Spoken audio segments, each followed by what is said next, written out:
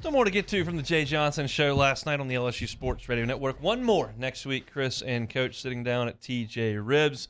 I wanted to hear if Coach was going to elaborate any further on what he planned to do this coming weekend. Obviously, Blake Money has hit the skids and is going backwards. Every outing seems to be shorter and less effective. He did not record an out on Saturday. We all know that at this point. So the question becomes, are you going to do anything with that spot? Are you going to leave Blake Money in it? And Jay Johnson basically said, I think we're going to explore some other options, but I'll let you hear the entire quote here. Yeah, for sure. I mean, I give every thought consideration. To give you an example, if you would have seen the yellow notepad that I had trying to figure out the lineup on Sunday, I killed a lot of trees. Let's just put it that way. And, threw down the notepad a few times in my hotel room and finally got it right. Hey, it worked. We got 12 runs on the board, so I'm okay with going through some paper. But relative to Blake, I felt like, he's going to have to pitch at some point for us. I had a good plan going into what I wanted to do in the game on Saturday, but, I got to give our team a chance to win, and it didn't look like he had it. We are definitely considering all the options that we have, and you may see that. I gave it a lot of thought into last weekend, but we'll probably do something a little bit different this weekend, and we'll look at Ole Miss a little closer before we kind of roll that out. All right, thanks, Mary. Good to hear. What are your thoughts on Blake Money and his role?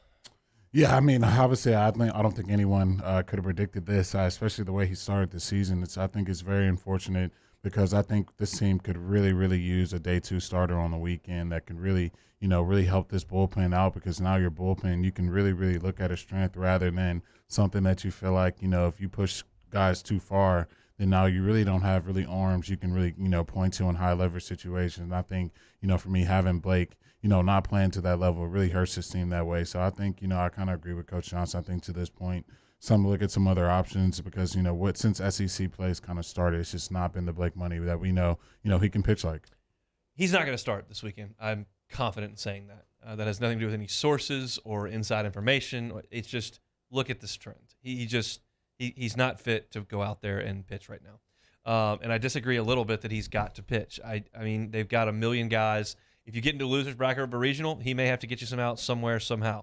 But right now, on a SEC weekend, they don't have to have him pitch. It's evidenced by the fact that he didn't get an out last weekend, and they got through in 1, 2 out of 3 on the road. So they don't need him to pitch. It would be nice, but the fact is that they're going to have to find someone else to go out there. And at this point, it's impossible to expect anyone to take that spot, whether it's Game 3 starting and move Dutton up or whatever. Any way you slice it, whoever you're going to put into one of those games starting, they're not going to give you 7 innings. But we know that already. So who are the options to get you off to a good start before you can hand the ball to the key bullpen guys that you've gone to all year? I point to 3 guys who have not necessarily been the highest leverage pitchers LSU has had all year. They have pitched in some high leverage spots, but not as many as Cooper and Gervais and Raiselman. Those are the 3 guys who have done it more often than not. So the 3 guys that I'm looking at, and I'm not including Jacob Hasty here because I think they want the left-hander available when they may need a left-hander. That's just my thought. If he's the only one, you probably need him on demand as opposed to starting the game. The first one is Bryce Collins. And I look at when he's been brought into SEC games. Against Florida, he came in Game 1. They were getting shut down by Barco. They were down 6-0. He goes 3 innings, only allows 1 earned run, no hits. He did walk 5, but he struck out 3. So he was good in that game and saved the bullpen. They won the last 2. Against Auburn, he came in Game 1. LSU was down 6-2 when he came into that game. He went 3 2/3 innings, did not allow a run, 2 walks and 5 strikeouts in that outing. So very good, but LSU was down by 4 runs in that game. Against Arkansas, in Game 1, he did come in when LSU had a 1-run lead. He was only asked to come get 1 out at that point, so he did not get extended. But a pretty high leverage spot, but only 1 out. Against Missouri, he pitched in Game 3. Of course, LSU won that game. LSU was down 2-0 when they went to him, and he threw 2 2/3 innings, only allowed 1 run on 3 hits. He struck out 4 and didn't walk anybody. He got the ball to Eric Raiselman. By that time, LSU had taken a lead, and they went on to win the game. And then against Georgia, LSU was getting routed in Game 2. They were down, and they went to him for 1 out, and he wasn't great. But when he's been extended, LSU's either been losing by a little or a lot, and it's not been a high leverage spot. So I don't feel like you're losing a ton in terms of your high leverage arms if you want Bryce Collins to go out there and start the game and get you 6, 7, 8, 9 outs. Your thoughts on that idea? Yeah, I think that was a name you said earlier this week. And I think for me, I do like Bryce. I think for me, when you look at this staff, especially late in games, you know Razelman's going to come in. You know probably Cooper's going to come in for lefties. And we all know what Gervais has been. So I think for Bryce, he can definitely come in and really think I've left what we've seen for money. I think if you're going to get anyone who can give you 3, 4, 5, anything more than what we've seen for money, I think it's going to be a plus at this point. And I think Bryce could come in and do that job. The second name on my list is Devin Fontenot. He has not been a starter in his time at LSU. You know that, and you think of him probably as a high-leverage pitcher on this team. And while he has certainly been brought into some difficult spots, a lot of times with the bases loaded, the other guys have been used in more key spots than him. So it's not like he's been stretched out much. He threw 3 innings in a game against Georgia that you won. He was really good in that game. 4 strikeouts, did not allow a run, only 1 hit. Or 1 run. It was unearned. I apologize. But that's really been it. 1 inning against Alabama, a 3rd inning against Missouri, 2/3 against ULL, an inning against Arkansas, an inning against Mississippi State, 3 against Louisiana Tech. But that's a guy who absolutely can go out there and throw 65 or 70 pitches. He's a 5th-year senior. He's thrown that many pitches in a game many times in his career. Again, not 7 innings, but 3. I think it's reasonable, and I don't think you greatly diminish your bullpen because you don't use Hasty, you don't use Razelman, you don't use Gervais, you don't use Cooper. Like, those are your key guys in the back end. I would give thought to Devin Fontenot giving you 3 innings to start the game. Yeah, I think if that's all you're asking from him, I think that's what I would take that. I think for me, with a guy like Devin, I think I would be more worried, especially with some of these SEC lineups, when they've seen him, once or twice through the lineup. I think that's when things could possibly get a little shaky for Devin. But I think, the moment won't be too big. We've seen him in high leverage situations. We've seen him, pitch time and time in big moments. Yeah, I think not my favorite name, but I do think he could start some games and help the team out. I disagree with you a little bit on the second time through. Not that it wouldn't be difficult for him, but because he does throw a ton of sliders and a ton of fastballs. He's very much a 2-pitch guy. Like Gervais and Razelman, those guys have basically been 1-pitch dudes. I think that would be a little tougher a second time through the order, which they don't generally ask him to do. I think Fontenot gives you a realistic shot. So that's my thought. The third guy on this list, and we'll listen to Jay Johnson talk about him here, is Ty Floyd, who threw 2 innings on Saturday, started the year as a starter. Is that a guy now that you would consider giving the baseball to start a game? Yeah, I think he's really, really worked on the off-speed pitches. I know to start the year, I don't think we saw one. I think especially in some of the stretches, especially during the midweek, we've seen him really try to go after some of those off-speed pitches and try to get more command of it. To me, I like Ty in those situations a little more than Devin. I think we've seen him, really, have that opportunity this year and it really not be, the best that he would like. And I think if he got another opportunity, he'd want to show this team, what he could do, especially as a weekend starter. So yeah, I think Ty's earned a chance to, get that chance again. Here's Jay Johnson on his right-hander.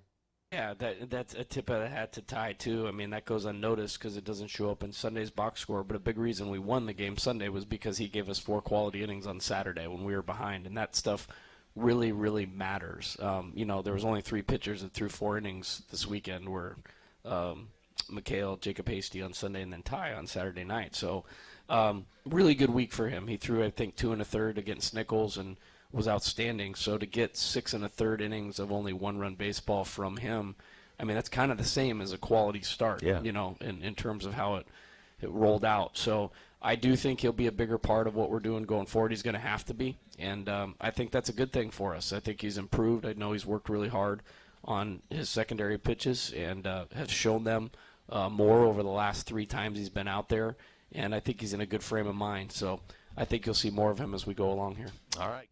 He is a different pitcher than he was at the beginning of the year. There's no question about that. And it started with the outing in relief against Mississippi State in a 13-3 win. He went out there for the 9th. He threw a perfect inning, struck a guy out, and Jay Johnson said, that looks a lot better. So the following week, 2 weeks later, against Louisiana Lafayette, they threw him out there, and he was a different guy. He threw 5 innings, gave up 4 hits and 2 runs, but it was blowing out hard that night, and 2 balls got over the fence into the first row that probably wouldn't have been home runs in March, and may not be home runs on a given day in the postseason. But the line was better if you watch it. I called that game with Chris Blair, and he was using the breaking ball to get me over. He threw a couple for strike 3. The fastball was live. He looked much better against Louisiana Lafayette. He took a step back against UNO. There's no doubt about it. He gave up 4 runs. 3 of them were earned in an inning and a third. But then he went out there against Nichols and was really good in 2 1/3, had 4 strikeouts and only allowed 1 hit. And then against Alabama, he goes 4 innings, just allows 1 run, strikes out 5 and 1 walk. If you take the UNO outing out, which is selective, I get it, but I'm just trying to create as many options as I can. If you go Louisiana Lafayette, Nichols, Alabama, and that first start against Mississippi State, you're looking at 12 1/3 innings, only 4 earned runs in 12 1/3, talking about 18 strikeouts and 3 walks. That's pretty good. Now, I'm not going to sit here under any circumstances and say I'll trust Ty Floyd to pitch me to the end of the earth here if he starts one of the games on the weekend. I don't. But you're looking for somebody. Somebody has to go out there to start the game. Yeah. And Ty Floyd has started. He is stretched out. He can throw more pitches. He is throwing a breaking ball a lot better than he did early in the year. Anything I've said to you sway your opinion at all? Oh, yeah. After you talk about Ty Floyd, I'm going to ask you, okay, who starts the 3 games this weekend? You can speak to Floyd first. Yeah, no, I think of all the guys, I think Ty's earned that job to get put in that opportunity again. Just what he's shown. I think that was our biggest question. Can he start putting more breaking balls into his repertoire? And I think he's done that. And I think what we've seen, like you said, without the UNO performance, he's giving you enough to show. It'll definitely be more than what we've kind of seen from Blake Money. And I think that's what this team needs to save the bullpen, especially in high leverage situations. You don't want to keep stretching these guys out to 30 pitches weekend after weekend. So what's your weekend rotation this weekend? Mikhail's going to go on Friday. Who would you throw Saturday and Sunday? Who would I prefer? Who do I think is going to be Who would you prefer if you were the coach? I prefer. Okay, well, it was up to me. I mean, I've seen him pitch over 30 pitches, and I just like what Hasty's doing. I know it's going to kill you with the left-handed arm out of your bullpen, but to me, I would love to see him start a game and try to see what he can do. And to me, I think I like what Dutton's been doing on Sundays, and I think he can continue that role. So for me, it'd be Hilliard, Hasty, and then Dutton. I don't totally disagree. I just think because of the way that I'm starting to pick up on Jay's mannerisms and his decision making, he's going to want Hasty available when he thinks he needs to get the lefties out, and he'd rather have that in his holster in the 5th, 6th, or 7th than he would in the 1st. It's just the way I think he thinks about it. But I don't disagree. It wouldn't surprise me at all if Jacob Hasty went out there to start an SEC game and threw 4 innings, gave up 1 run. Like, I think he's perfectly capable of that. I just think he wants to have. He's triggered this thing towards the bullpen. Wherever I can get bullpen outs and allow my offense to keep rolling, that's what I'm going to do. So it's going to be a lot, but it's going to be interesting. It's not very comfortable for someone who's been following this program with, generally speaking, 2 rock-solid starters on every team that's made a push. This one doesn't have that right now, and I don't anticipate that it's going to happen. They've just got to find a way to piece it together. So we'll see what Jay Johnson decides to do. Thanks so much for watching Hunt Hill on YouTube. Now do us a favor. Hit the red subscribe button below and throw us a like. We'll see you next time.